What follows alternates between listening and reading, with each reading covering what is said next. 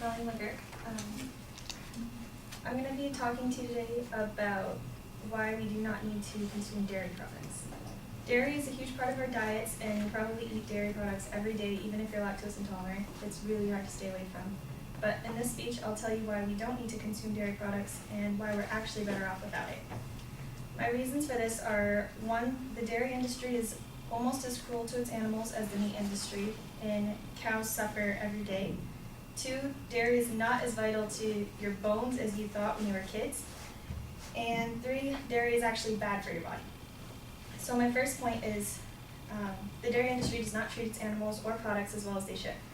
The most common disease among dairy cattle is mastitis, which is inflammation in the mammary gland. This is a gland that produces the cow's milk in its udders. And of course, we as humans have the same glands, and it can also be transferred to us if we consume the milk that's contaminated with it. According to Dr. Pamela L. Ruig, a veterinary medicine expert, this disease is very tricky to treat. It's not always fixed simply with antibiotics because it can be caused by other problems other than bacteria. If the mastitis is in fact caused solely by bacteria, though, there's no particular antibiotics that they're supposed to use. There's no FDA-approved one, so they just have to pick one. So the dairy farmers just kind of have to pick an antibiotic, and it's usually like penicillin or something. And without disease, cattle still live very sad lives. As I'm sure you've all heard many times, the meat industry treats their animals extremely badly. In the meat industry, chickens are mutated, too fat to move, and wouldn't be able to move anyway because their living space is so small. Cows live similarly and are not treated much better in the dairy industry. According to the Humane Society of the United States, in a report titled The Welfare of Cows in the Dairy Industry, cows are mistreated from birth to death. Female cows are artificially inseminated as soon as possible, which is usually just 4 months after giving birth. If she gives birth to a male, he'll be taken away immediately and used for veal or as a breeding bull. And if she gives birth to a female, that cow will now become a dairy cow as well. She will start breeding as soon as she is 2 years old, and she'll just repeat the cycle until she is slaughtered for meat. My second point is going to contradict something that you guys probably all learned when you were kids, and that's that calcium being crucial to bone density is false. According to a 2005 study in pediatrics, dairy products do not improve bone strength. This contradicts everything that we learned when we were kids. And the study found, however, that bone density increased only by 1 or 2% with increased calcium intake, which is not enough to make a significant difference in strength or preventing bone fractures. Plus, milk has 13 grams of sugar, which obviously isn't good for you. Even though milk isn't good for you, calcium still is, and you can definitely fit it into your diet, but there are much better options besides milk. So I'm just going to give you some alternatives. In 1 cup of 1% milk, you get 305 milligrams of calcium. But in 1 cup of collard greens, you get 268 milligrams of calcium plus protein, vitamin E, vitamin C, B6, iron, and more. And if you want even more calcium, tofu has 872 milligrams in 1 cup. In addition to that, it's an awesome source of protein, iron, copper, and more. If you do want strong bones, calcium is actually not the mineral to turn to. According to the American Journal of Clinical Nutrition, eating more potassium, magnesium, and fruits and vegetables is the best way to increase bone density. Now, my third point is that dairy is actually bad for your body. Dairy is one of the biggest causes of acne, and there have been some small studies on this, but I'm actually going to speak from personal experience. I had awful skin throughout my whole teenage years, and I finally found a great acne medication to help. And I found out by speaking with a dermatologist in San Diego named Emily Gruber, and the first thing she told me was to cut out dairy. It especially causes breakouts like in the chin and the lower jaw, and I'm sure girls, you get that especially around a certain time of month, and that's because of the hormones. And that same hormone is in milk, and it is, or not the same hormone, just similar hormone, sorry, I misspoke. But dairy products increase your body's levels of a certain hormone called IGF-1, which stands for insulin-like growth factor, according to an article written by Dr. Mark Hyman. And while this hormone is used to build muscle, it has also been linked to cancer. And I've explained why dairy should be avoided and that the dairy industry does not treat the cows humanely and that we don't even consume dairy. But if all this information isn't enough for you to stop consuming dairy, think about it this way. If we stop drinking our own mother's milk past 6 months old, why do we drink the milk of another species? It isn't meant for us, just like we wouldn't just give our milk to a different animal. Thank you.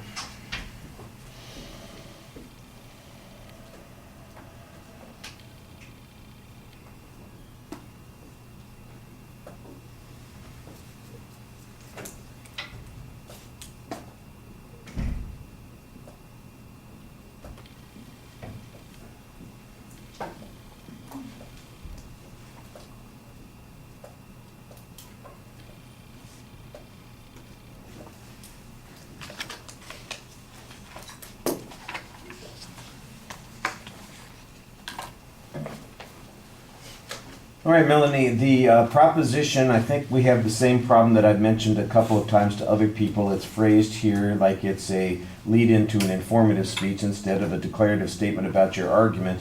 The inclusion of the negative phrase also confuses the claim a bit as well. We talked about getting rid of those kinds of things. You don't want the not phrase in your proposition. Like I said, you start off with it as a question, which you also don't want for your propositional statement. So what you need to say is, I think you said something that kind of fits in this. Let me see that. Is it that we're better off without it?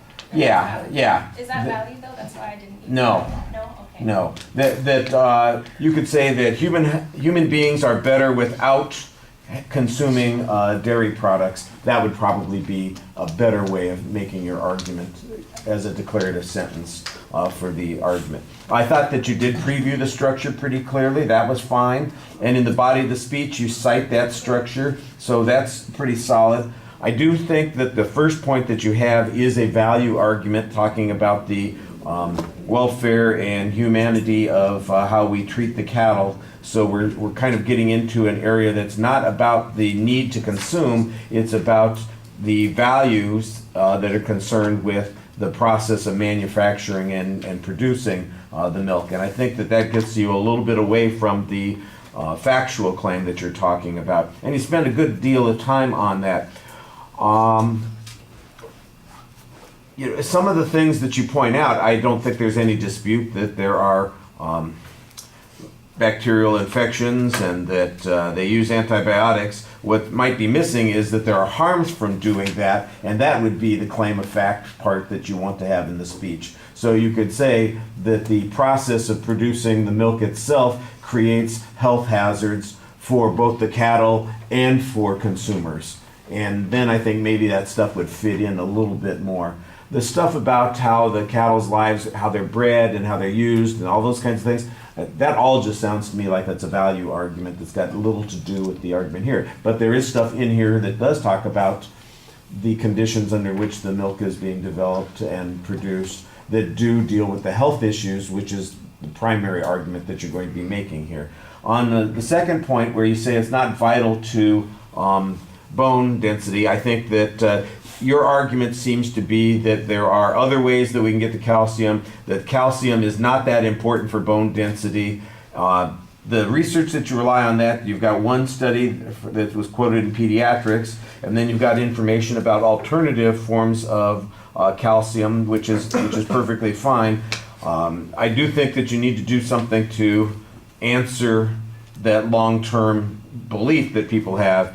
The one study, I don't know how extensive it was, what the basis of that conclusion was. It's a little thin to be making the argument on. I think you need a little bit more data, some other authorities there to back that up. And I know that there are people who criticize this for those same kinds of arguments. So there's got to be some other information out there that you can use on that.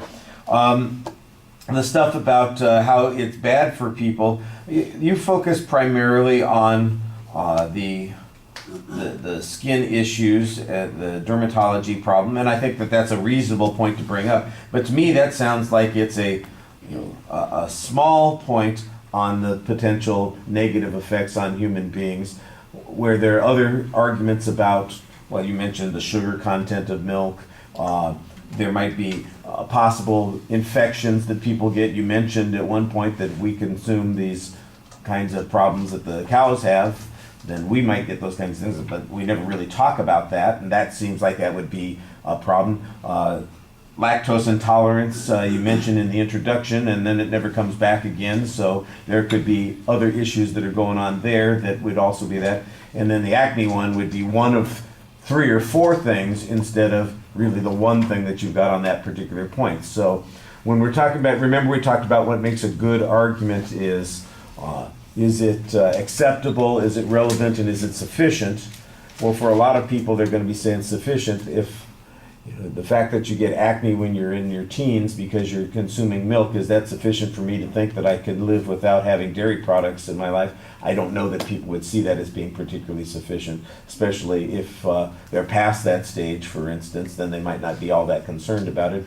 And if they're before that stage, they aren't worried about it either. So maybe we should avoid drinking milk between the ages of 12 and 19, and the rest of the time, pile it on. I don't know, but like I said, I just think you need to have something a little bit more substantive there. It feels a little thin. All right, thank you.